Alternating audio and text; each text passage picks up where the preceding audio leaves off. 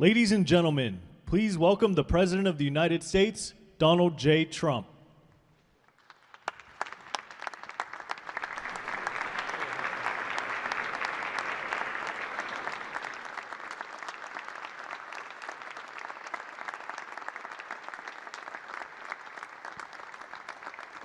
Well, thank you very much. This is a big day and lots of people watching, and especially from other countries, the leaders of, as you know, the other countries, because we have a large group of leaders, and the ones that aren't here are watching on Zoom. I hope they enjoy it. And the press, we appreciate it very much, so respectful. You've been so respectful of what we're doing. What we're doing is very simple, peace. It's called the Board of Peace, and it's all about an easy word to say, but a hard word to produce, peace. But we're going to produce it, and we've been doing a really good job, and some of these leaders that are with us have helped me very much during just this first year. We have a first year like probably no other ever in our country, because we settled 8 wars and I think a 9th to come. It's turned out to be a tougher one. I thought that was going to be the easiest one. But with war, you never know what's easy and what's not so easy. But we've had a great relationship, and I've become friendly with so many of the people. And I appreciate you being here. These are great people. These are great leaders. And the people that are watching by closed circuit and open circuit in many cases, they're so proud of it. They want it to be open. But they become incredible friends of mine.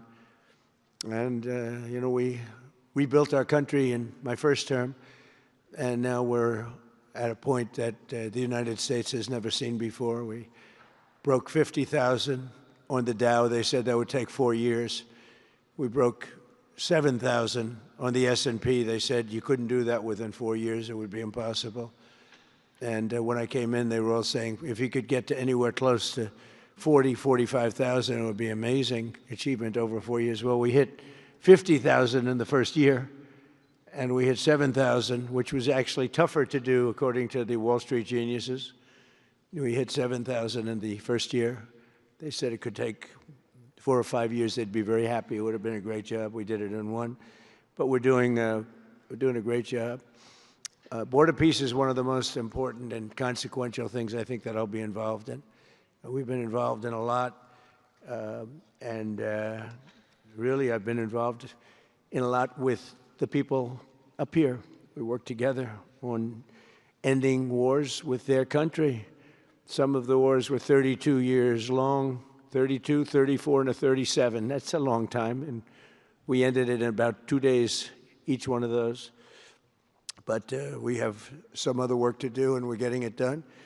Gaza is very complex. It's been amazing. I want to thank Steve and Jared for an amazing job. Marco's over there watching.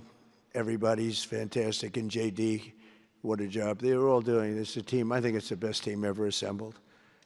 And you see that by the results. So today is a tremendous honor to welcome you all to the United States Institute of Peace for the inaugural meeting of the Board of Peace. Very important. I believe it's the most consequential board, certainly in terms of power and in terms of prestige. There's never been anything close, because these are the greatest world leaders. Almost everybody's accepted, and the ones that haven't will be. Some are playing a little cute. It doesn't work. You can't play cute with me. But they're playing a little bit. But they're all joining. Everybody, most of them very immediately. A few that we really don't want because they're trouble. Take care of them. But this is the most prestigious board ever put together. You know, I've seen some great corporate boards. I've seen some great boards, period. It's peanuts compared to this board, because we have virtually everyone is the head of a country other than Johnny, but he's the head of soccer, so that's not so bad, right, Johnny? I like your job the best, I think. And by the way, your World Cup has set every single ticket record in the history of soccer. In the history, nobody's ever seen anything like it. The sales are virtually complete. Nobody's ever seen anything, so congratulations. You made a good decision. We did it together. Thank you, Johnny. Great guy. So I want to thank the many leaders and dignitaries who have traveled great distances and lengths for the important gathering that we're at right now.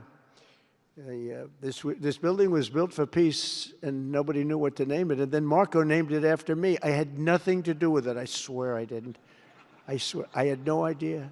They said, there's a surprise coming. I didn't know that surprise. I thought they were going to give me a lot of money or something, maybe cash. Could always use some extra cash. But I came, and they stopped the beautiful beast. I got out very safely, I'm sure, and looked up, and there it said, Donald J. Trump on the building. And when I say that had nothing to do, nobody believes it, and that's okay, but I appreciated it. That was Marco and JD and a group got together, and they did that, and I just thought it was very nice. And it makes me work harder. We're going to have to work harder. We're going to have to make this building much more important. It's brand new. They built it for peace, but nobody occupied it. You know, nobody knew what the purpose of it, but the architecture is so beautiful, and it was with the meeting rooms, the reception rooms. It's really amazing. Who would think that it was built without anybody in mind or anything in mind, and then the State Department took it over. They liked it. Marco came over one day. He saw this. He said, this building is great. And he actually claimed it, right? He claimed it. And that's what he does. Where is Marco? I said, Marco, is that true? You claimed this building. You took it away from about 5 groups that wanted it. That was done very quickly, very methodically. But it was really, really built so beautifully in such a beautiful building.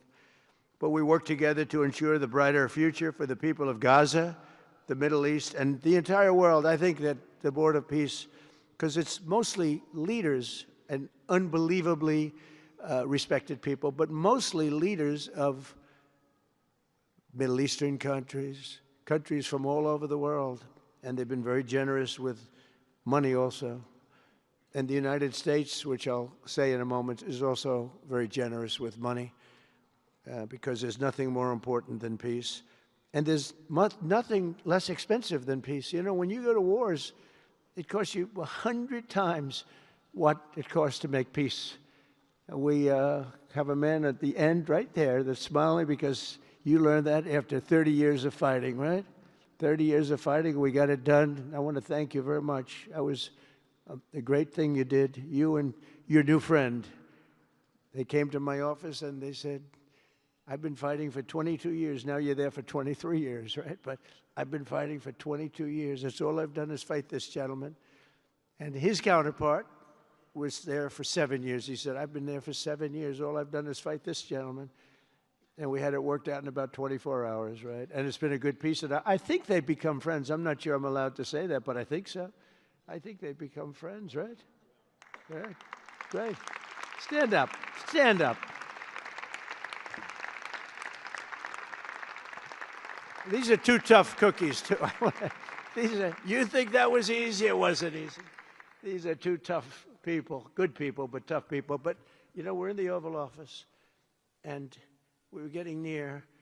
But the one was at one side of the room. I have 2 chairs right in front of the desk, the beautiful, resolute desk. One's over here. One's on the other side of the room.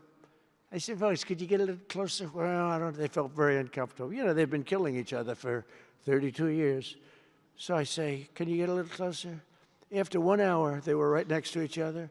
We made a deal. They hugged, they signed, and we had peace with 2 very important countries, and I'll never forget it. So they started off a little weak, and they ended up really strong, and you can be very proud of yourselves. It was a beautiful thing to see. Thank you. Look at that. Can you believe it? 32 years. Thank you. Thank you very much. But we're honored to be joined today by Prime Minister Rama of Albania. President, where is President Milei? You're another one, I'll tell you. Where is President Milei? I endorsed him. I'm not supposed to be endorsing people, but when I like people, you know, I've had a very good record of endorsing candidates within the United States. But now I endorse foreign leaders, including Viktor Orban, who's here, and others. And I endorsed this gentleman, Millet. He was a little behind in the polls. He ended up winning in a landslide. I just endorsed the Prime Minister of Japan. She was in a tight race, but was probably going to win. And she won in the largest number in the history of Japan. So she likes me a lot. But it was an honor, and you're doing great. Oh, look, they're sitting right next, Victor. But ultimately, I think I'm going to end up endorsing. Hey, look, as long as it works, it's okay with me. But the endorsement seems to be working in foreign countries, too, so that's good. But nice to have you both. Victor, nice to have you both. Very proud of you. The Prime Minister of another, really just a great guy, Pashinyan of Armenia. President Aliyev of Azerbaijan. I love saying that name now, you know. At the beginning, it was giving me a hard time. Now I love saying it. It's a beautiful name. I love it. His Majesty, King Hamad bin Essa Al Khalifa of Bahrain. Bahrain. Thank you. Thank you. Where are you? Where are you? He's so rich, he can sit there. He can sit wherever the hell he wants. You know, he could sit up in the corner. He could sit up top. He might take a piece of this building, Marco. He'll take 25% of the building for about $6 billion. Thank you. And you've been very generous also. We appreciate it. Prime Minister Hun Manet of Cambodia. Raise your hand wherever you may be. Because, yeah, hi, how are you? Congratulations. That was another one, right? We did a good job with that one. Prime Minister Madbouli of Egypt. Thank you very much, and say hello to the General/President. Okay. Prime Minister Orban of Hungary, who has my complete and total endorsement for election. Not everybody in Europe loves that endorsement, but that's okay. He does an unbelievable job. He's done an incredible job on immigration, unlike some countries that have hurt themselves, but they're working on it.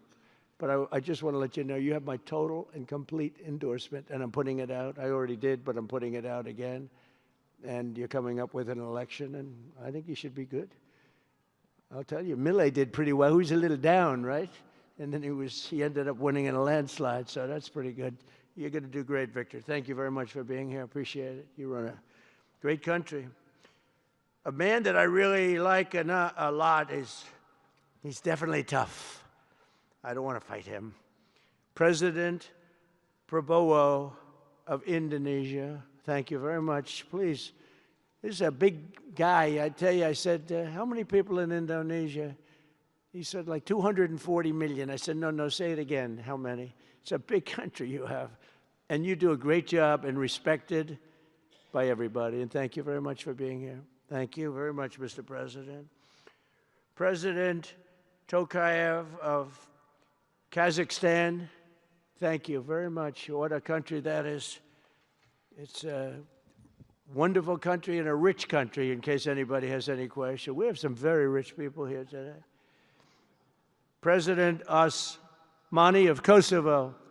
President, thank you very much. Great job you're doing, too. Thank you very much. Prime Minister Sharif, I like this man, of Pakistan, because there was some fighting going on when I got to know him, and your Field Marshal, General, great General, great Field Marshal, a great guy. And I got to meet the Prime Minister. And he said in front of our Chief of Staff, Susie Wells, who's right here, he said, you know, nobody knows this, but I believe that President Trump saved 25 million lives when he stopped the war between us and India, right? You made that statement? I said 25 million lives? Could have been much more, actually. But it was really a beautiful thing. You said that in front of a group of people they walked out. They don't think about it, but you're talking about that kind of lives. That war was raging. Planes were being shot down, right? And it was Pakistan and India. And I got on the phone with both of them, and I knew them a little bit. I knew Prime Minister Modi very well, actually. I got to know Pakistan through a little trade They were trying to make too good a deal, and I got a little upset with them. And in the end, they got what they wanted, right? And they made a good deal. And I got to like them, the prime minister, the field marshal, who's a tough man, a tough, good fighter, right? Good, serious fighter. I like good fighters, actually. And when I heard that they were fighting, I picked up a certain newspaper. I won't tell you which one, because it's fake news generally. But I picked up this newspaper, and I saw that Pakistan and India were really going at it. And then it got worse and worse, and many planes were shot down. It was all out. And I called them, I said, listen, I'm not doing trade deals with you two guys if you don't settle this up. They said, no, that has both of them. They didn't want to do that. I said, no, it has to.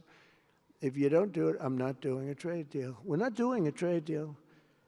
And they do a lot of business with the United States, and they sort of softened up all of a sudden. And all of a sudden I read where there was a little bit of a pullback by one, then the other, and all of a sudden we worked out a deal, right? But I said, if you fight, I'm going to put 200% tariffs on each of your countries, which essentially makes you not allowed, you can't do any business. One of them, I won't say which one, said, no, can't do that. They both wanted to fight. But when it came to money, it's not like money. When it came to losing a lot of money, they said, I guess we don't want to fight. And we solved that deal in 2-3 days, right? And we did. We said, these are two very powerful nations. These are two nuclear nations. And I don't want to say what was going to happen, but, bad things happen. So, Prime Minister, I want to thank you, because that was a very big deal. People have no idea. A lot of them say, oh, well, they weren't fighting. They were fighting. 11 jets were shot down, very expensive jets. And they were all in. Both of them were all in, and now they're not. And I think we'll always be able to settle up with them. I really do. I think you're going to have, it's a lot of progress was made even in the relationship. And Prime Minister Modi also, he's a great man. He's a great guy. They're all great. But I was very proud of it. President Pena of Paraguay is here. President, thank you very much. Young, handsome guy. It's always nice to be young and handsome. Doesn't mean we have to like you. I don't like young, handsome men. Women, I like. Men, no, I don't have any interest. Good, that's right. Thank you very much. You're doing a great job, too. His Excellency Prime Minister Al Thani of Qatar, just a great man, a great man and highly respected. And he's working with a man who is amazing. I always say he needs a public relations agency, because you do so much good and they have you down as evil. And you're not evil. You help us so much, and you're such a good ally. And I just want people to know that. And the Emir is incredible, smart. As smart as you can be, a great leader. And he cares so much for the people. And he cares so much for the Middle East. So I want to thank you very much and send my regards. Your country has been a great help. So, surprising to some of the people writing out there, but now they'll start changing their tune, because it's true. I only tell the truth. Prime Minister Don of Romania, wonderful people. The Romanian people are fantastic people, like you're fantastic. And a lot of them come and work in this country and help us in this country, as you know, and it's they are just really, really solid people. President Mirziyoyev of Uzbekistan, who is where? There he is, and a friend of mine. He's got one of the most difficult names in history, but that's okay. It doesn't matter. Your country's doing great. You're doing great, and just no problems. Every time I see him, nope, we're doing good, no problems.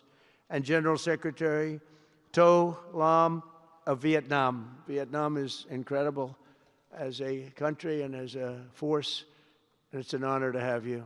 A really great honor to have you. A lot of respect for your country. We'll also want to express my gratitude to Vice President J.D. Vance, who is a fantastic man. He's a fantastic talent. He was a great student. He went to one school. He graduated. Most people, if you watch some of the people that were at the event in Munich, They didn't graduate quickly from college. They had everything they could do. There was one young, attractive woman. She was unable to answer questions. And she didn't do so well like J.D. did in college. J.D. graduated in a 4.5-year college in 2 years. And then he went to Yale and he graduated at the top of his class, went to the military grade. But when he went to Yale, there was one person that was marginally ahead of him, so he married her. Can you believe it? He married the person that was ahead. I don't know. I always like to say J.D. was first and Usha was second, because I get a little uncomfortable when I say that. But he's been incredible. He's a brilliant guy and a great guy, and he's been my friend. All of our people, we have a fantastic group of people, our cabinet members, everybody, many of them here. But J.D.'s been great. Thank you very much. He gets a little bit tough on occasion. We've got to slow him down just a little bit on occasion. He says his mind. Now, then we have the opposite extreme. We have your friend sitting in the back. Your best friend sitting in the back is Marco. Marco does it with a velvet glove, but it's a kill, right? The result is the same. They do it very differently. And Marco, you really did yourself proud 2 days ago in Munich. In fact, so proud that I almost terminated his employ because they were saying, why can't Trump do this? I do, but I say it differently. But Marco, don't do any better than you did, please. Because if you do, you're out of here. But no, I want my guys to do great. And the acclaim he's gotten and the acclaim J.D. gets is great. We have smart people.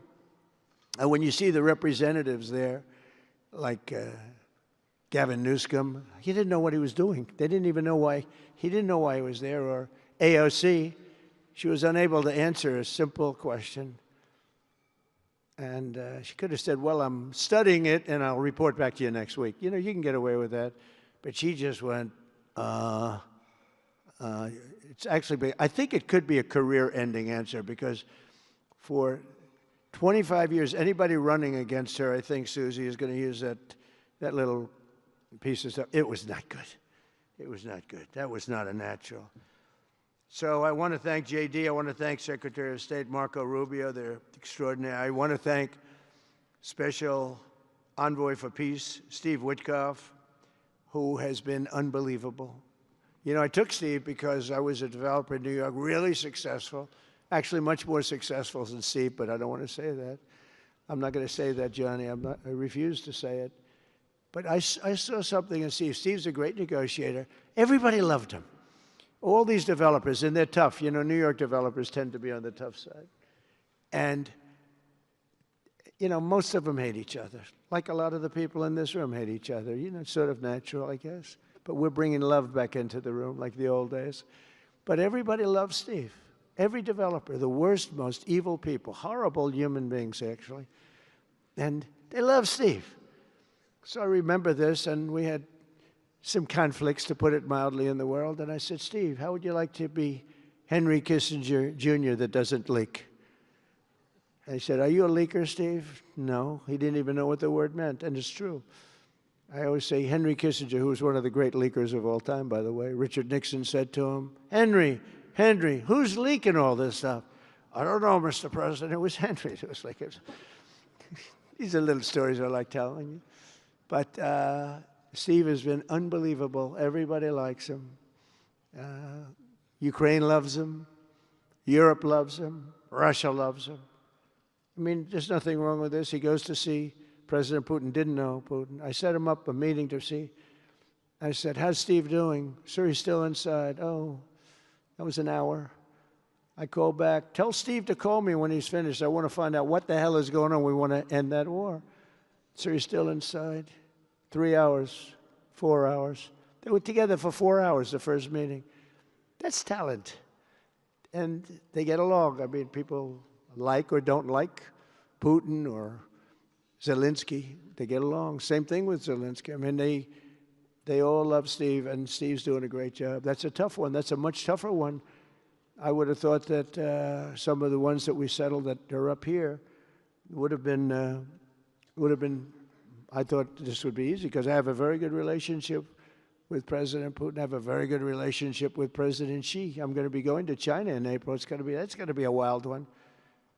I said, but we have to put on the biggest display you've ever had in the history of China. You know, last time I went to China, President Xi, he treated me so well. He gave me a display. I never saw so many soldiers all the same height, exactly the same height within a quarter of an inch.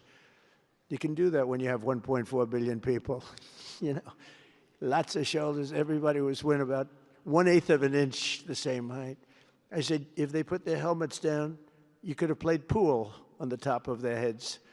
And it was pretty amazing. But I said, you got to top it. He said, I'll top it. We're going to top it. We're going to have a lot of the people, most of the fake news back there is going to be going. So we have, Steve has done a great job. And then a little bit later on, we brought Jared in. Jared was responsible for the Abraham Accords, which is incredible. Nobody else could have done that. A very smart guy. And we're making Jared an envoy also, envoy of peace. They're both envoys of peace. And you couldn't get two. I tell you what, I watch these two guys. I say, at least we're covered from an IQ standpoint. These two guys walk into a room. And, but people like them both, you know. They're good people. And they like them both. And they've had some very good meetings. They've had some very interesting meetings having to do with, as you know, Iran is a hot spot right now. And they're meeting, and they have a good relationship with the representatives of Iran. And, you know, good talks are being had. It's proven to be, over the years, not easy to make a meaningful deal with Iran. We have to make a meaningful deal. Otherwise, bad things happen. But we have to make a meaningful deal. But they have a great relationship with the representatives of Iran. They have a great relationship with the other one that they're really working on now. Because so many of these, I mean, as an example, Kosovo, Serbia. I did that one. Could you stand up, if any of you guys are, when you're here, just stand up for a second. Kosovo, Serbia. Stand up. What a job. Thank you very much. We appreciate it. So good. And you're getting along. And when you don't get along, you'll call me, and we'll get it solved, right? We'll get it solved. Thank you very much. Really good. And then again, Pakistan and India. That was a big one. And just, I think you should actually stand. Come, please. Stand just for a second. Pakistan and India, thank you very much. And I spoke to Prime Minister Modi. He's excited. He's watching us right now. Egypt and Ethiopia. We're going to get that, you know, there's a little dam that got built. Little dam, like maybe the largest dam in the world. Built and financed, of course, by the United States brilliantly. And having a little trouble getting water to the Nile. It's not, that's a tough situation, but we're going to get that solved. Armenia and Azerbaijan, we talked about. And again, thank you, fellas, very much. Great job. Great job. Thank you. Cambodia and Thailand. So incredible what you did, that you got together and it all worked out. They're watching right now on closed circuit. Thank you very much, and thank you. That was a big one, Cambodia and Thailand. These are nasty fighters, I have to tell you. These fighters are nasty. Now we talk about, you talk nasty fighter, you're nice guys compared to this. Congo and Rwanda. That was, and we've got them pretty peaceful. There's little flare-ups every once in a while. I'll get a call once a week. Sir, there's a flare-up in the Congo again. We'll get it straightened out, right, Susie? We'll get it straightened out. And Israel, as you know, with, you could say Israel in numerous countries if you want to really know the truth, but Israel and Iran, and we'll see where that goes. But when you think of Israel, we've done the biggest thing of all. We have peace in the Middle East right now. That's bigger than people said it couldn't be done. For 3,000 years, they've been talking about Middle East. They said it couldn't be done. And you look at what's happened in Gaza. And one of the keys to it was when we took those beautiful, magnificent, we just ordered 22 more of them, updated model. The B-2 bombers are incredible. I never understood the B-2 bomber. I'd watch, it's a wing. And I've never quite understood that, Johnny. I'd look at it, I'd say it was beautiful, but what does it do? It carries very big bombs. And it went into Iran, and it totally decimated the nuclear potential. And when it did, when it decimated that, all of a sudden we had peace in the Middle East because there was a black cloud hanging over the Middle East, and if that wasn't done, that cloud would have been there. And countries like Saudi Arabia, countries like Qatar, countries like, nobody could have signed. You would have had that threat. You couldn't have had peace in the Middle East. So now we may have to take it a step further, or we may not. Maybe we're going to make a deal. You're going to be finding out over the next probably 10 days. But this meeting today is proof with determined leadership, nothing is impossible. When I took office, the war in Gaza was raging with thousands of people being killed and no end in sight. Today, thanks to unrelenting diplomacy and the commitment of many of the great people in this room, we have 59 countries signed up on Gaza. Think of that. We have, it's amazing. But all the people, many, really so many in this room, the war in Gaza is over. It's over. There are little flames. Hamas has been, I think they're going to give up their weapons, which is what they promised. If they don't, it'll be, they'll be harshly met, very harshly met. They don't want that. All the stuff like they don't mind dying. They told me that's not true. Everyone said, oh, they don't mind dying. No, they don't want to die. They said, we don't want to die. People don't want to die. The ceasefire was held, and every last remaining hostage, both living and dead, has been returned back home. Think of that. That was an impossibility. And we did hundreds of hostages, but the last 20, and I always said to Steve and Jared, I said, the last 20 are going to be very tough, very, very tough. And we got them back. We got the living back, and then we only got about 16 of the dead. And we said, well, you got to get them all. You promised them all. And they dug and dug and dug. You can imagine it's a job that's brutal. And Hamas really did a lot of that work. And you got to give them credit for that. They brought the last one home a week ago, and we got all 28 of them, living and dead. The amazing thing, because I've never seen anything quite like it, the parents of the dead, they knew their boy was dead. This case, boys, all boys, men, but to the parents' boys. They knew their boy was dead. They wanted that dead body as much as if he were alive. And when they got them back, there was great sadness, but there was great joy, too. They wanted it as much as the people that got their sons back alive. But we got a lot of people before those 20, Steve, what nobody talks about. But, hundreds of people. We did a good job, and you guys did a fantastic job. I want to thank every nation that helped us achieve this monumental breakthrough, saving countless lives, and really bringing peace and bringing the concept of peace, because nobody thought peace in the Middle East. I've always heard peace in the Middle East is impossible, and it's turned out not to be. And we do have some work to do with Iran. They can't have a nuclear weapon. It's very simple. You can't have peace in the Middle East if they have a nuclear weapon. And they can't have a nuclear weapon, and they've been told that very strongly. Since the hard-won ceasefire of last October, the United States and our partners have facilitated the delivery of vast amounts of humanitarian aid, numbers that nobody's ever seen before. In November, the United Nations Security Council unanimously approved the Board of Peace. And last month in Davos, we welcomed over 24 members to this very important new organization. And we are very closely working with the United Nations. In fact, I'm going to speak to the Secretary General in a little while. He's a good man. And I've had a good relationship. Other than in my last speech, they did turn off my teleprompter. I got up there. My teleprompter didn't work. I'm sitting in front of all of you people and more. I had no teleprompter. I knew I was in trouble because I'm walking up. The teleprompters are over here. I had the most beautiful speech ready. I was all set to knock them dead.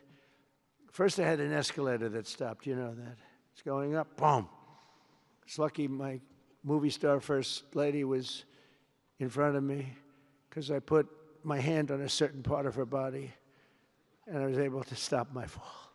Otherwise, because she had no trouble. I said, boy, that was a very sharp stop, Johnny. So I said, that was strange. I've been on a lot of escalators. It's never happened before. Usually it stops very slowly. This was just boom. But our First Lady was right in the proper location for me. I'm waving to people, and she was holding on a little tighter. She knew what was happening. She did. She said, that's a very successful movie out right now, like #1. Can you believe this? And it's a big movie star. And I always say it's trouble because I always say there's not room in one family for 2 stars. I told her that. We can't have 2 stars in one family. So I don't know what that means, but it's not good. But it is good because we're proud of her. She did people in the United States love the First Lady, and she did the movie, and it's become the biggest selling documentary in 20 years. Can you believe? The theaters are all packed. Women especially, they go back and they see it 2 or 3 times, 4 times. But together we're committed to achieving a Gaza that is properly governed throughout. The whole area is going to be, so many countries that have really nothing to do with the Middle East, but they're maybe somewhat close by. They're all involved. They want to go in and fight. They tell me all the time, we'd like to send soldiers to fight if it's necessary. And I don't think it's going to be necessary. We have 2 countries that want to go in and do a number on Hamas. I said, I really don't think I hope it's not going to be necessary, because they made a promise, and they promised me, get rid of their weapons. Looks like they're going to be doing that, but we'll have to find out. But it's no longer a hotbed of radicalism and terror. And to end that, we have today, and I'm pleased to announce that Kazakhstan, Azerbaijan, UAE, Morocco, Bahrain, Qatar, Saudi Arabia, Uzbekistan, and Kuwait have all contributed more than $7 billion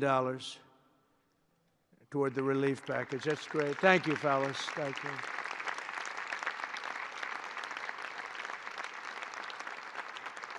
And many more are contributing too, so the numbers are, this just started. This is our first meeting. But every dollar spent is an investment in stability and the hope of new and harmonious. It's a region that's so important, it's so vibrant, it's so incredible. The people are so incredible, but we want to have a harmonious Middle East. The Middle East is amazing. So many friends in the Middle East, they're so smart. Sometimes they're too energetic. That's a lot of people aren't energetic.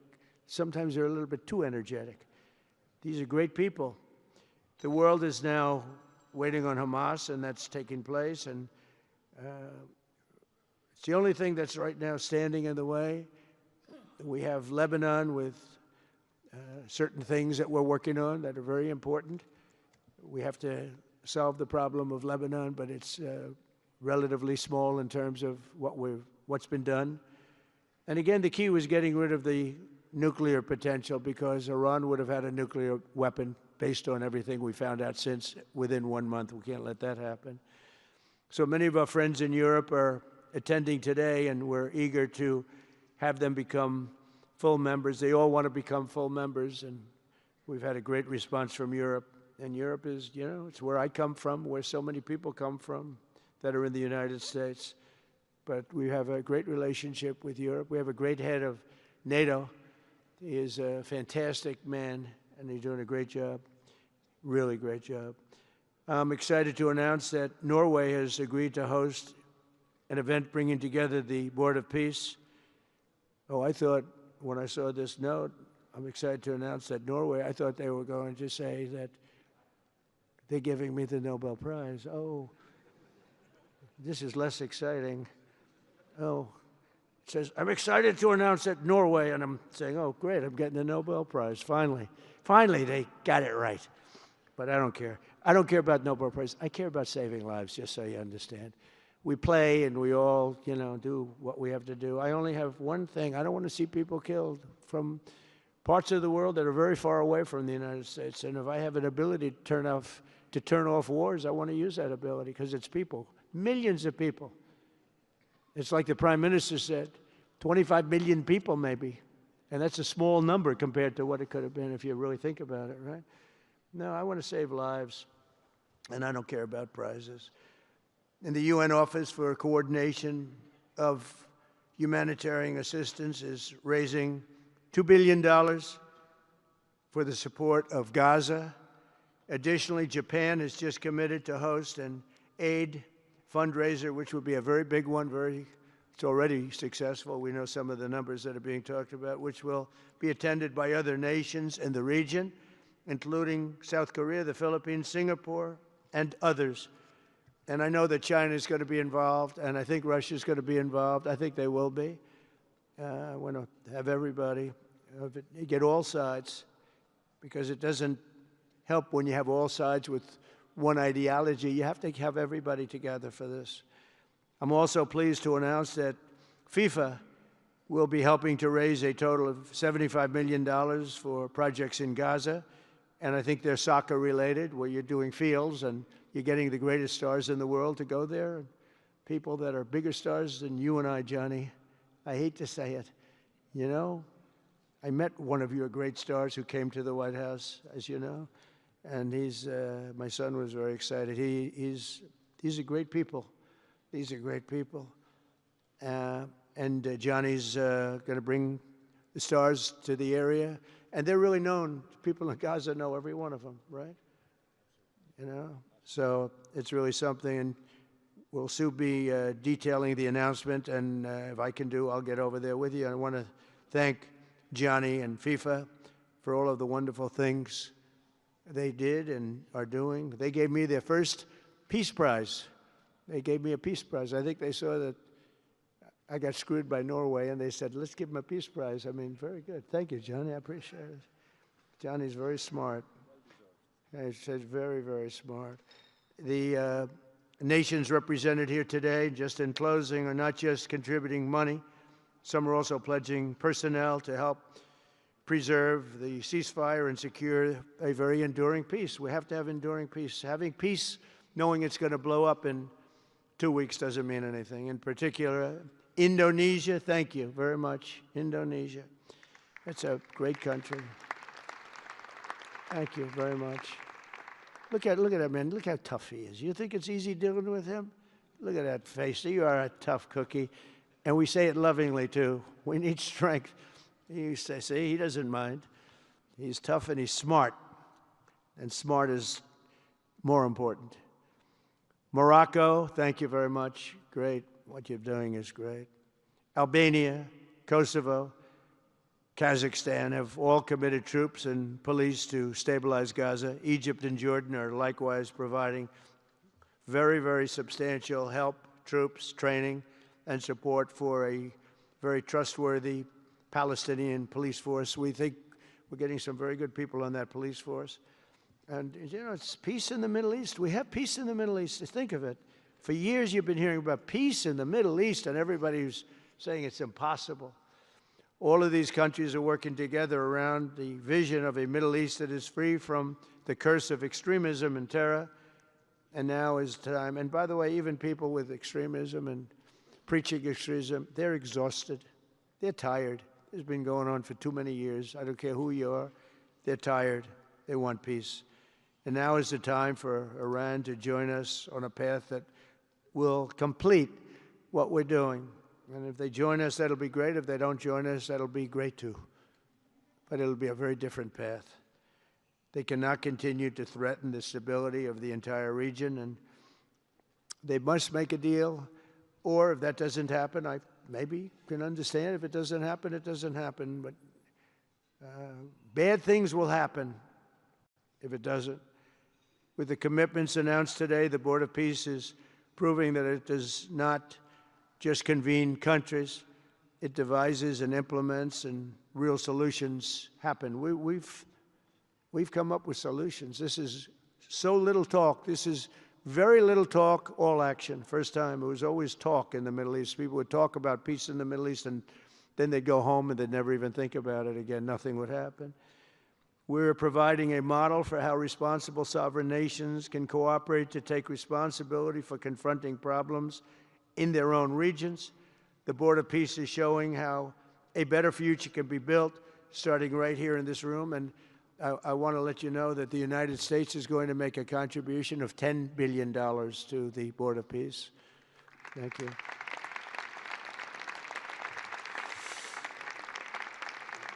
And we've had great support for that number. And that number is a very small number when you look at that compared to the cost of war. That's 2 weeks of fighting. It's a very small number. It sounds like a lot, but it's a very small number. So we're committed to $10 billion.